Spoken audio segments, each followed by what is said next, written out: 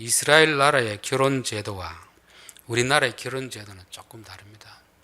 이스라엘 나라는 신랑 신부가 결혼을 하면 곧바로 함께 사는 것이 아니고 1년 동안 별거 생활합니다. 별거. 합법적으로는 부부인데 실제적으로는 부부로의 삶을 살지 않고 1년이란 유예기간을 두고 나서 신부 수업을 합니다. 신부 수업.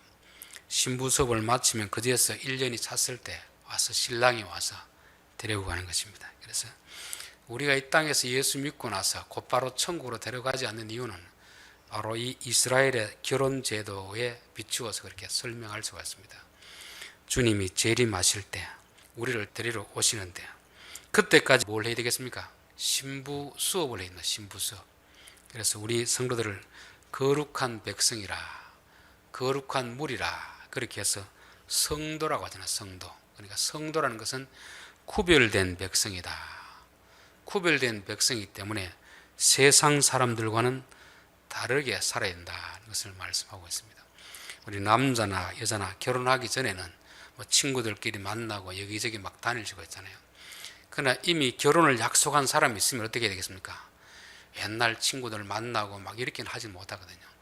결혼을 준비하고 신랑을 위해서 모든 면에서 준비를 해야 되는 것이 거룩한 신랑 신부의 삶이듯이 오늘 우리 성도들을 거룩한 물이라는 것은 주님과 결혼한 사이이기 때문에 주님과 함께 살기 전에 우리가 정결한 신부로서의 삶을 준비해야 되는 것을 말씀하고 있습니다. 그래서 성경에는 우리에게 한결같이 내가 거룩하니 너희도 거룩하라. 신랑 대신 예수님이 우리를 특별하게 생각하듯이 신부 대신 교회도 신랑을 특별한 분으로 기억하고 구별하는 이게 바로 거룩이라는 것입니다. 그래서 너희들은 애굽에 있을 때 그 사람들의 풍습을 본받지 말고 또 가나안 땅 사람들의 풍습도 본받지 말라. 너희들은 나와 구별된 관계가 있으니까 하나님의 말씀을 따르라 그렇게 하고 있습니다. 신약 성경에도 너희는 이 세대를 본받지 말고 세상 사람들이 가는 그런 길을 가지 말라는 것입니다. 마음을 새롭게 함으로 변화를 받아 하나님의 선하시고 기뻐하시고 온전하신 뜻이 무엇인지 분별하도록 하라 되었습니다. 우리는 이제 예수를 믿은 그리스도의 신부이기 때문에 세상 사람들이 가는 그 길을 가서는 안 된다는 것을 말씀하고 있습니다. 우리 고린도후서 5장 17절을 한번 보겠습니다. 고린도후서 5장 17절 그런즉 누구든지 그리스도 안에 있으면 새로운 피조물이라 이전 것은 지나갔으니 보라 새 것이 되었도다. 5장 17절은 요절처럼 외우는 말씀입니다. 보라 새 것이 되었도다. 누구든지 그리스도 안에 있으면 새로운 피조물이라. 보라 새 것이 되었도다. 새 사람이 되었도다 말씀하고 있습니다. 우리가 예수를 믿으면 그리스도의 신부가 되는 것이고 그리스도의 신부가 되었다는 것은 이제는 새로운 삶을 살게 된다는 것이고 새 사람이 되었다는 것을 말씀하고 있습니다. 여러분 새 사람이 되었다는 것은 이 육체 껍데기가 새 사람이 되었다는 게 아닙니다. 뭐가 새 사람이 되었다는 거겠습니까? 우리의 속사람, 가치관, 생각이 이제 바뀌었다는 거잖아요. 결혼하기 전에는 자기가 하고 싶은 대로 살던 사람이 이제 결혼할 대상자가 정해지면 이제부터는 그를 위하여 사는 삶으로 바뀌어지는 것을 말씀하고 있습니다. 그래서 17절은 그런즉 이렇게 했기 때문에 그런즉에는 앞에 내용이 있어야 되잖아요. 그렇죠? 그 앞에 내용이 바로 15절부터 나오고 있습니다. 15절부터 그가 모든 사람을 대신하여 죽으심은 살아있는 자들을 하여금 다시는 그들 자신을 위하여 살지 않고 오직 그들을 대신하여 죽었다가 다시 살아나신 이를 위하여 살게 하려 함이라. 예수님이 우리를 신부로 맞아들이기 위해서 자신의 목숨을 내어줬거든요. 그 목숨을 내어주고 신부로 맞이하신 이유가 뭐냐면 이제부터는 옛날처럼 자기의 욕망을 따라 살지 않고 예수님을 위해 살라고 그렇게 신부로 맞이해 준 것입니다. 그리고 16절 그러므로 우리가 이제부터는 어떤 사람도 육신을 따라 알지 아니하노라. 그리스도의 신부가 되면 이제부터는 사람을 판단할 때도 세상적 가치관을 가지고 사람을 보지 않는다는 것입니다. 신랑의 생각, 신랑의 가치관을 가지고 세상을 보고 사람을 본다는 거죠. 그냥 똑같은 세상을 살아도 예수 믿는 사람과 믿지 않는 사람은 가치관이 달라야 되고 삶의 목적이 달라야 된다는 것을 말씀하고 있습니다. 오늘 22장부터는 그 다른 가치관을 우리에게 설명하고 있습니다. 잠언 22장 1절 많은 재물보다 명예를 택할 것이요 은이나 금보다 은총을 더욱 택할 것이더라. 자, 재물, 많은 재물보다 명예를 선택할 것이고 금이나 은보다 은총을 택할 것이니라. 이 말은 재물이 필요 없다는 말이 아닙니다. 기독교 안에서도 자칫 잘못하면 돈은 부정한 것이고 돈은 나쁜 것으로 생각하는 사람이 있는데 돈은 부정한 것도 아니고 선한 것도 아닙니다. 우리가 살아가는데 꼭 필요한 게 돈입니다. 돈을 무시할 수는 없습니다. 그러나 돈보다 더 귀한 것이 있다. 돈이 우리에게 필요하고 좋은 것이지만 돈보다는 더 귀한 것이 있는데 그 둘 중에서 어느 것을 선택할래 물으면 돈보다는 더 귀한 것을 선택하라는 것입니다. 돈은 돈 자체가 목적이 아니잖아요. 우리가 원하는 어떤 것을 사기 위해서 필요한 것이 돈입니다. 그러니까 돈은 어디까지나 수단이지 어떤 목적이 될 수는 없습니다. 우리가 돈을 버는 목적도 뭐겠습니까? 가정을 행복하게 하기 위해서 돈을 버는 거잖아요. 그런데 가정의 행복보다 돈 자체가 더 중요하면 돈은 우상이 되는 것입니다. 우상. 우리 성도들에게도 돈을 무시해서는 안 됩니다. 우리가 이 땅에 사는 동안 돈은 있어야 되잖아요.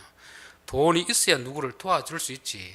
너무 돈을 무시하고 무소유를 주장해가지고 돈이 없으면 본인도 힘들고 가족들도 힘들고 뭐 돕고 싶어도 마음만 뿐이지 도울 수가 없잖아요. 그래서 돈은 우리에게 필요한 것인데 그러나 돈이 어떤 목적이 되면 안 된다는 것입니다. 돈은 어떤 것을 하기 위한 수단으로 되어야 되지 돈 자체가 우상이 되고 돈만 많으면 행복하겠지 그런 생각이 우상 숭배가 된다는 것을 말씀하고 있습니다. 자, 오늘 이 세상에는 돈이 최고의 가치 기준이 되고 있습니다. 재물보다는 명예를 선택해라. 명예. 이 명예라는 것은 세상 사람들도 명예를 소중히 여기잖아요. 정말 자신의 명예를 소중히 여기는 사람은 아무 돈이나 덥석 받지 않습니다. 아무리 돈이 된다고 해도 부정한 방법으로 돈을 벌지는 않습니다. 왜냐하면 그도 그렇게 돈을 벌면 나중에 알려지면 자기 평생 쌓아온 명예가 다 무너져 버리잖아요. 세상 사람도 그럴진데 하물며 성도들이야. 예전에 신문 광고에 보니까 호랑이는 썩은 고기는 먹지 않는다. 호랑이의 자존심이잖아요. 아무리 배고파도 호랑이는 썩은 고기는 먹지 않는다. 저는 성도는 적어도 부정한 방법으로는 돈을 벌지 않는다. 부정한 돈은 받지 않는다. 이 정도의 어떤 자존심은 있어야 될 것 같아요. 여기서 명예라는 말은 이름이라는 말입니다. 이름이라는 것은 단순히 이름이 아니고 그 사람의 삶의 전체를 말씀하는 거예요. 전체.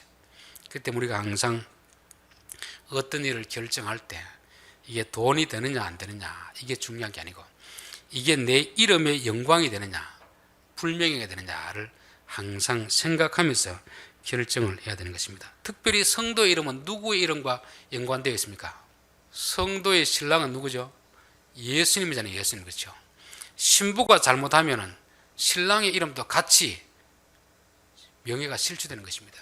신부가 잘하면 신랑의 이름이 거룩히 여김 받잖아요. 그래서 우리 주기도문 보면은 아버지의 이름이 거룩히 여김 받게 하옵소서.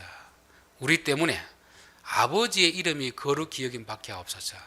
그런 기도를 하라고 했습니다. 그래서 우리는 항상 어떤 일을 할 때 이 일을 하면 내게 돈이 되는지 유익이 되는지 안 되는지 물론 유익이 되면 좋겠죠. 그러나 그것보다 더 중요한 것은 내가 이 일을 하는 것이 내 이름의 명예가 되는가, 내가 있는 교회의 명예가 되는가, 나의 신랑 되신 예수님에게 명예에 손상을 끼치지 않는가, 하나님의 이름에 누를 끼치지 않는가 항상 생각하라는 것입니다.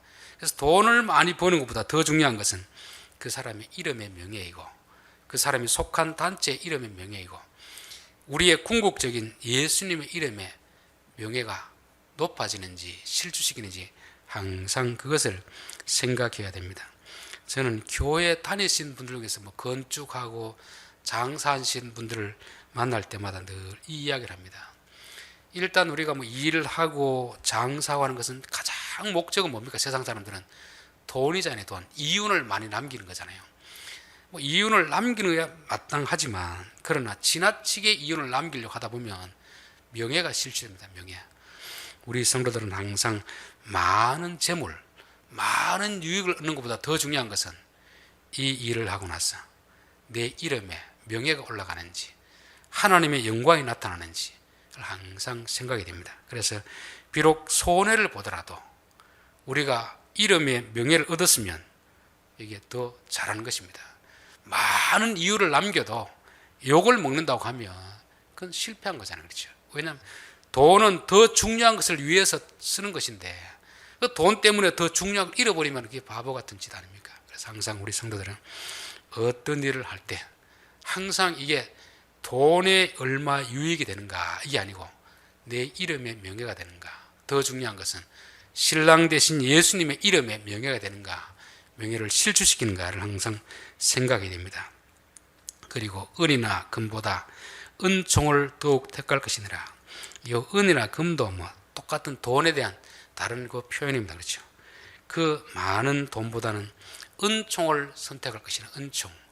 은총이라는 것은 히브리어로 헨이라는 말인데 이거는 은혜, 은총, 사랑받음 이런 것을 말씀하고 있습니다. 예전에 그 TV 광고에 그런 게 있었습니다. 남편 사랑받기는 아내 하기 나름이다. 그래, 맞아. 남편 사랑받는 것은 아내 하기 나름이다. 우리 성도는 그리스도의 신부 아닙니까? 그리스도의 신부. 그렇죠? 우리가 무슨 일을 하든지 돈을 벌든지 많이 버는 것보다 더 중요한 건 뭐겠습니까? 내가 일을 하고 나서 일을 시킨 사람에게 사랑을 받느냐, 신랑에게 사랑을 받느냐, 미움을 받느냐 것입니다. 돈은 똑같이 돈을 쓰고도 그 돈 때문에 사랑받는 사람이 있고 미움받는 사람이 있습니다. 너무 인색하게 주면 미움을 받고 좀 후하게 주면 사랑을 받고 그런 것입니다. 그러니까 항상 우리가 사랑받도록 일을 해야 돼. 사랑받도록. 우리가 하나님에 대해서도 사랑받을 수도 있고 미움을 받을 수도 있습니다. 그래서 우리는 어떤 일을 할 때 이게 유익이 되는가 유익이 되지 않는가가 아니고 이 일이 하나님께 기쁨이 되는가 하나님께 미움이 되는가. 하나님 앞에 기쁨이 되면 비록 돈의 손해를 보더라도 그 일을 하는 것이 지혜롭습니다. 하나님의 은혜를 받는 자가 되기 때문에 그렇잖아요. 그래서 저는 교회에서 어떤 일을 결정할 때 이게 돈이 얼마나 드는데 이게 중요한 게 아니고 이 일을 함으로 인하여서 하나님이 우리를 기뻐하실까 싫어하실까 그것을 생각합니다. 그 일을 기뻐한다는 생각이 들면 이야 우리가 참 잘했구나. 우리가 결국 돈을 버는 이유는 뭐겠습니까? 서로에게 사랑을 베풀고 사랑받기 위해서 하는 거잖아요. 근데 돈만 많이 벌어놓고 정작 써야 될 때 쓰지 못하고 인색하다는 소리를 들으면 그 돈을 벌어서 제대로 쓰지 못하는 거잖아요. 그래서 성경은 우리에게 많은 재물보다 명예를 선택할 것이요 금이나 은보다 은총을 더욱 선택할 것이니라 그렇게 가르치고 있습니다. 자, 2절 가난한 자와 부한 자가 함께 살거니와 그 모두를 지으신 이는 여호와이시니라.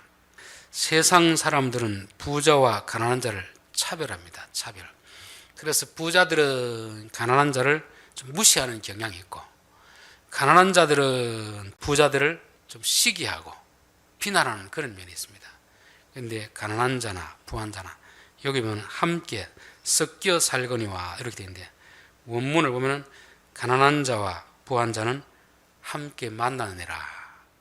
어디선가 만나는데 그 만나는 지점이 어디냐면 바로 그들을 지으신 이는 여호와이시니라. 그래서 부자와 가난한 자는 차이점이 있고 공통점이 있습니다. 차이점 뭐겠습니까? 소유가 많으냐 적으냐 그 차이는 있습니다. 공통점 뭡니까? 하나님이 지으신 사람이다. 부자도 하나님이 지으셨고 가난한 자도 하나님이 지으셨다. 그러니까 세상 사람들은 소유가 많고 적음을 차이점을 들어가지고 부자는 존경받으려고 하고 가난한 자들을 무시하는 이런 성향이 있습니다. 그러나 예수 믿는 사람은 부자나 가난한 자나 공통점이 있는데 그 공통점은 바로 하나님이 지으셨다는 것입니다. 그래서 부자라고 해서 가난한 자를 무시해서도 안 되고 가난한 자라고 해서 부자를 비난해도 안 된다는 것입니다. 다 같이 하나님의 자녀이기 때문에 그런 것을 말씀하고 있습니다. 집안에도 형제들이 많이 있으면 자녀들이 많이 있으면 그 중에 어떤 자녀는 성공한 자녀가 있을 것이고 그 중에 어떤 자녀는 좀 실패한 자녀가 있잖아요. 그게 세상에서는 서로 가까이 할 수 없는 그런 관계이지만 부모에게는 어떻습니까? 부자 아들이나 가난한 아들이나 다 똑같습니다. 그리고 평소에는 같이 교제를 하지 않더라도 명절 되면 어떻습니까? 부자 아들이나 가난한 아들이나 다 같이 부모에게 와서 하나의 공통점을 가지는 것을 볼 수 있잖아요. 저는 우리나라의 참 사람들의 생각을 나쁘게 만드는 게 뭐냐면 자꾸 사람을 나누는 것입니다. 나누는 것. 특별히 정치인들이 나쁜 짓을 하는데 백성들이 어리석게 그 다 따라가는 것입니다. 남자와 여자를 자꾸 나누는 거잖아요. 젊은 층하고 나이 든 사람을 자꾸 갈라치게 하는 갈라치. 또 지역적으로 경상도, 이 전라도를 자꾸 갈라치게 하는 거잖아요. 저는 이건 아주 나쁘다고 봅니다. 사람은 쌍둥이라도 서로 다른 점이 있습니다. 다른 점을 자꾸 부각시키면 원수가 됩니다. 원수. 그러나 다른 점은 있지만 그 중에 공통점이 뭘까? 공통점을 찾으면 원수라도 하나가 됩니다. 하나. 그렇죠. 우리나라는 특별히 이 정치 세계를 보면 너무 언론들이 자꾸 다른 것을 부각시켜가지고 같은 민족인데 같은 남한 땅인데도 이게 하나가 안 되고 원수가 됩니다. 같은 직장에 있으면서도 원수를 만들어버리는 그런 게 있잖아요. 교회 안에도 조금 성경 해석이 다르다고 해서 원수를 만들어버리는데 이게 다 사탄 마귀가 하는 짓입니다. 마귀는 자꾸만 다른 것만 강조시켜가지고 자꾸 하나가 아닌 원수를 만들잖아요. 성령님은 어떻게 합니까? 우리 안에 오면 다른 것 다 그들이 인정하지만 그래도 공통점을 찾아가지고 하나 되게 만드는 것입니다. 그래서 사람들도 이렇게 만나서 이야기를 하다 보면은 참 지혜로운 사람이 있고 어리석은 사람이 있습니다. 분명히 저 사람이 나의 성향이 다른 걸 알거든요. 그 다른 걸 자꾸 이야기 끄집어낼 필요가 없습니다. 다른 건 다르잖아요. 그렇죠? 그런데 지혜로운 사람은 저 사람과 나의 공통점이 뭘까? 그런 것을 가지고 주제를 가지고 이야기하는 사람은 참 지혜로운 사람입니다. 자, 오늘날 교회 안에도요. 다른 것만 자꾸 보고하면 원수가 됩니다. 부부도 원수가 되고 부자지간은 원수가 되고 같은 성도도 원수가 됩니다. 그러나 다른 것을 자꾸 강조하지 말고 같은 것을 우리가 공통점으로 삼아가지고 하나가 되는 이런 게 필요합니다. 여러분, 우리에게는 항상 다른 게 있고 공통점이 있잖아요. 사람이 다 같을 수는 없잖아요. 누구든지 다른 점은 다 다릅니다. 다른 걸 가지고 자기에게 맞추라고 맞춰주지 않습니다. 자꾸 다른 것을 강조하면 원수가 되잖아요. 원수. 아, 저 사람은 나와 이 부분에서는 다르구나. 그러면 다른 것은 서로 인정하고 이분과 내가 공통점이 뭔가 공통점. 그걸 가지고 이야기하면 하나가 되는 것입니다. 부자와 가난한 자도 마찬가지잖아요. 세상은 돈 있는 사람하고 없는 사람을 자꾸 차별합니다. 구별합니다. 무시하고 비난하고 이렇게 합니다. 예수 믿는 사람은 그것은 다른 거지만 같은 점은 하나님이 지으셨다는 것이고 서로를 존중해주는 그런 태도를 가지라고 하는 것입니다. 3절 슬기로운 자는 재앙을 보면 숨어 피하여도 어리석은 자들은 나아가다가 해를 받느니라. 슬기로운 자나 어리석은 자나 똑같이 살아가다 보면 여러 가지 어려움을 당할 수가 있습니다. 여러분, 믿음이 좋다고 해서 병이 안 걸리겠습니까? 믿음이 좋아도 병이 걸리고 신앙생활을 잘해도 원치 않는 사고를 당할 수가 있습니다. 그러니까 사고를 당하고 병이 나고 이것은 이 믿음이 좋으나 믿음이 안 좋으나 똑같이 겪게 되는 것입니다. 똑같이.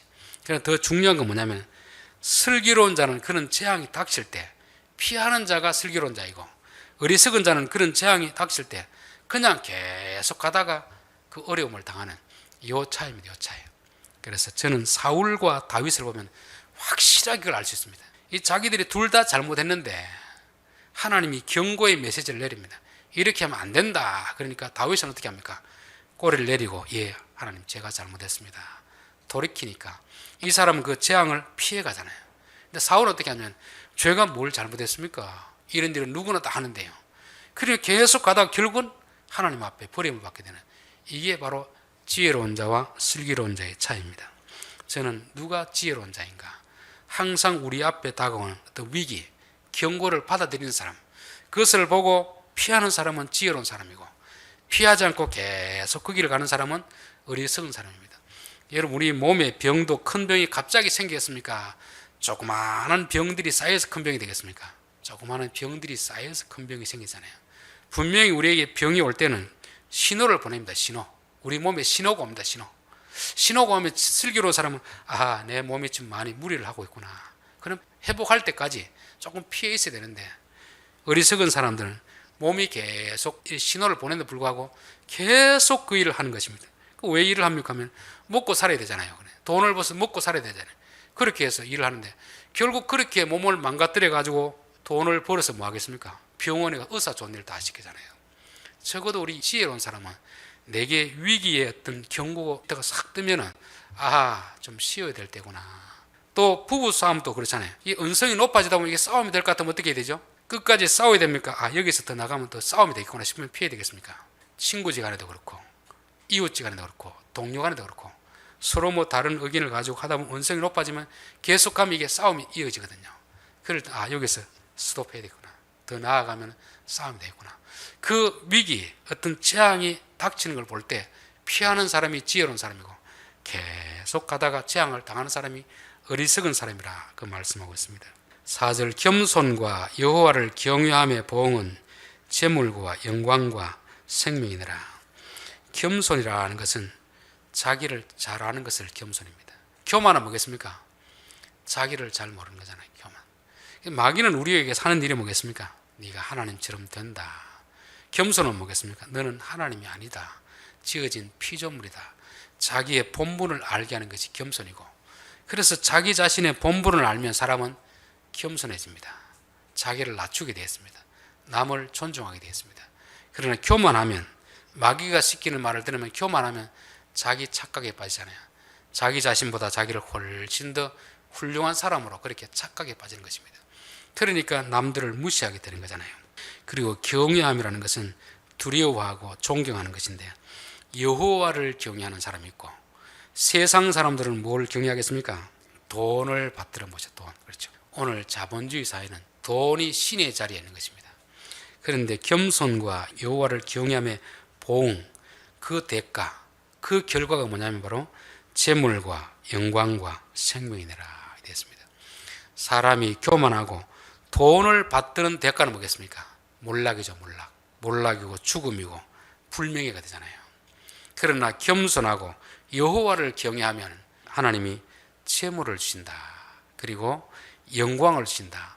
생명을 주신다. 그렇게 말씀하고 있습니다. 참 사람들은 돈을 떠받들면 떠받들수록 재물이 모일 것처럼 그렇게 착각에 빠져 있습니다. 돈을 섬기면 섬길수록 돈이 우리를 행복하게 해주겠습니까? 점점 불행하게 만들겠습니까? 점점 불행하게 만들잖아요. 돈은 날개를 달아서 날아가는 듯이 우리가 돈을 쫓아가면 도망간다는 거죠. 그렇죠. 1절에 말씀하듯이 재물보다는 명예를 선택하고 재물보다는 은총을 선택하면 하나님이 재물을 더해 주신다고 했습니다. 그리고 영광도 더해 주시는 것이고 생명까지 더해 주시는 것입니다. 그런데 하나님을 선택하기보다 명예를 선택하기보다 은총을 선택하기보다 재물을 선택하면 재물도 다 잃어버리고 불명예스럽게 되고 또 생명도 잃어버리게 되는 것입니다. 누가복음 12장에 보면 어리석은 부자의 비유가 있잖아요. 하나님이 재물을 많이 주었으면 그 재물을 가지고 명예를 얻도록 돈을 사용해야 되고 또 하나님이 기뻐하는 일을 해야 될 텐데 하나님에 대해서는 아주 인색하고 자기만을 위해서 부유하니까 이 어리석은 부자야, 오늘 밤에 너의 생명을 들어가면 그 돈이 누구의 것이 되겠느냐. 돈을 섬기니까 돈도 사용하지도 못하고 생명도 잃어버리고 명광도 잃어버리는 불명예스럽게 되잖아요. 이 사람이 실제 존재하는 사람인지 아닌지 모르지만 두고 이 설교를 할 때마다 이 어리석은 부자는 불명예스럽게 되잖아요. 그렇죠. 그러나 겸손하고 하나님을 경외하는 사람에게는 재물과 영광과 생명이니라. 그래서 저는 돈을 따라가면 우리에게 파멸과 불명예와 죽음이 이르지만 하나님을 섬기고 겸손하면 하나님이 재물도 주시고 영광도 주시고 생명도 주신다. 여기 보면 생명에는 복수로 되는 복수. 복수라는 말은 뭐냐면 단지 목숨만 긴 그 생명을 말하지 않습니다.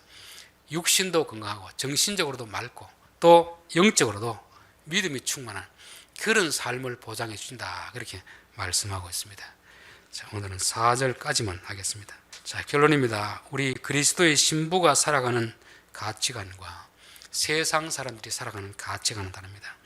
저는 우리가 예수 믿고 나서 주님 부르실 때까지 그 기간은 뭐냐면 신부 수업을 하는 기간, 신부 수업.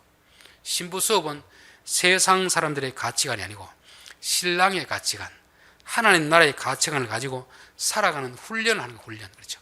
안다고 되는 게 아니잖아요. 이 말씀을 들었으면 그렇게 하면 계속 훈련해, 훈련. 이게 이제 익숙해질 때 되면 이제는 너는 다 되었다, 데리고 가는 거잖아요. 그래서 우리가 하나님 앞에 빨리 가고 싶습니다, 이런 기도를 하기 전에 주여 빨리 가고 싶은데 아직도 훈련이 덜 된 부분이 어느 부분이 있습니까? 물어보면 이 부분을 좀 고쳐야 되겠다 하시면, 예, 알겠습니다, 빠른 시일 안에 내가 고치겠습니다. 그렇게 하면 다 되었다. 그래서 하나님 데리고 가는 것입니다. 제일 먼저 우리가 고쳐야 될 건 뭐겠습니까? 돈을 가장 우선시하는, 돈이 목적인 이런 가치관을 버려야 됩니다. 돈은 필요 없는 게 아니고 꼭 필요합니다. 그러나 돈은 어떤 더 중요한 것을 이루기 위한 지불 수단이 되어야 되지, 돈 자체가 목적이 되면 안 됩니다. 내 명예를 위해서 돈을 써야 됩니다. 그렇죠? 돈을 쓴다는 것은 돈을 버는 겁니까? 돈을 버리는 겁니까? 돈을 버리는 거잖아요. 돈은 버리면서 내 명예를 얻는 것입니다. 우리 예수 믿는 사람들에게는 내가 돈을 쓰므로 하나님의 이름을 높이는 것입니다. 하나님의 이름이 거룩하게 되도록 이렇게 사는 것이 지혜로운 삶이고, 또 돈을 쓰므로 인하여서 사랑을 받도록, 돈을 쓰면 사랑을 받도록, 돈을 쓰고도 욕먹는 그런 행동을 하지 않고 돈을 잘 쓰면 야, 저 사람 참 좋은 사람이구나.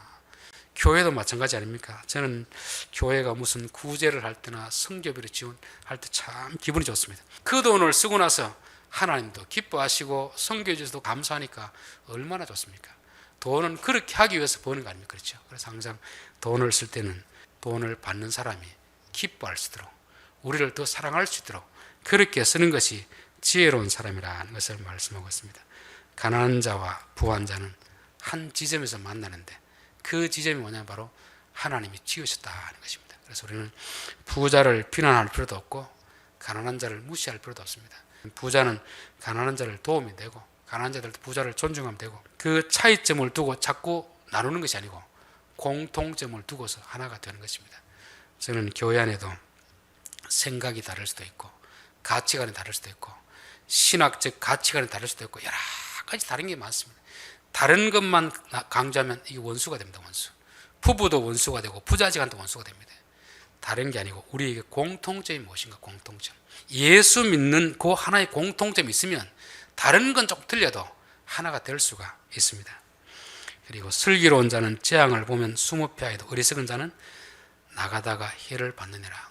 하나님은 갑작스러운 재앙은 우리 앞에 두지 않았습니다. 항상 신호를 하죠. 신호. 이 앞에 위험하니까 가지 마라. 그럼 알겠습니다. 돌아가는 사람은 지혜로운 사람이고, 하나님이 경고했음에도 불구하고 계속 나아가는 사람은 어리석은 사람입니다.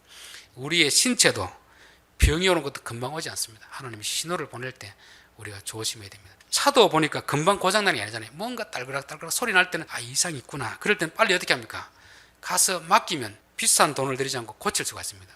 그런데 계속 무시하고 가다 보면 진짜 엔진이 나간다든지 큰 돈이 들게 되잖아요. 지혜로운 자는 재앙이 닥칠 때, 재앙이 신호를 보낼 때 겸손하게 고치는 사람이 지혜로운 사람이라는 것을 말씀하고 있습니다. 겸손과 여호와를 경외하며 보상은 재물과 영광과 생명이니라.